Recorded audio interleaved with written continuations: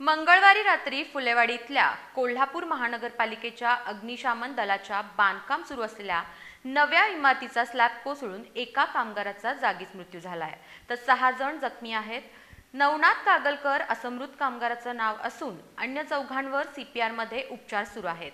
दरम्यान या प्रकरणी महापालिकेने चौकशी समिती नेमून 24 तासात अहवाल सादर करण्याच्या सूचना दिल्या आहेत. फुलेवाडीत महानगरपालिकेच्या अग्निशमन विभागाचं फायर स्टेशन आहे. या ठिकाणी गेल्या 3 महिन्यांपासून फायर स्टेशनच्या नव्या इमारतीचं काम सुरू आहे. मंगळवारी रात्री नव्या इमारतीच्या दुसऱ्या मजल्याचा स्लॅबचं काम सुरू असताना रात्री 9:15 वाजण्याच्या सुमारास नवीन स्लॅब कोसळला.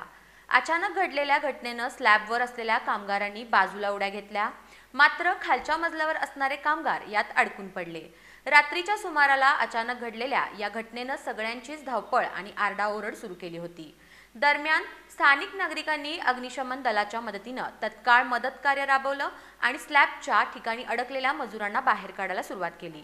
या दुर्घटनेत राजारामपुरी परिसरात राहणारा नवनाथ कागलकर या कामगाराचा जागीच मृत्यू झालाय, तर अक्षय लाड, दत्तात्रय शेंबडे, वनिता गायकवाड, जया शेंबडे हे 4घे जण जखमी झाले असून त्यांच्यावर सीपीआरमध्ये उपचार सुरू आहेत.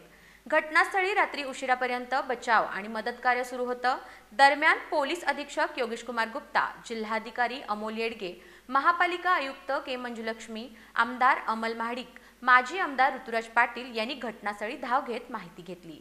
यावेळी माजी नगरसेवक राहुल माने, शारंगधर देशमुख, विजय देसाई यांच्यासह रात्री उशिरापर्यंत मदत कार्य राबवत जखमींना बाहेर काढलं. मात्र घटनास्थळी मयत कागलकर आणि इतर जखमी कामगारांच्या कुटुंबियांनी एकच आक्रोश करत हंबरडा फोडला होता. ऐन सणाच्या काळात मजूर कुटुंबियांवर या दुर्दैवी घटनेमुळे दुःखाचा डोंगर कोसळलाय. दरम्यान महानगरपालिका प्रशासनानं या प्रकरणी चौकशी समिती नेमली असून 24 तासात याबाबतचा अहवाल सादर करण्याच्या सूचना दिल्या आहेत. पोलिसांकडूनही या प्रकरणी नेमकी ही घटना कशी घडली, कोण जबाबदार आहे याची चौकशी सुरू आहे.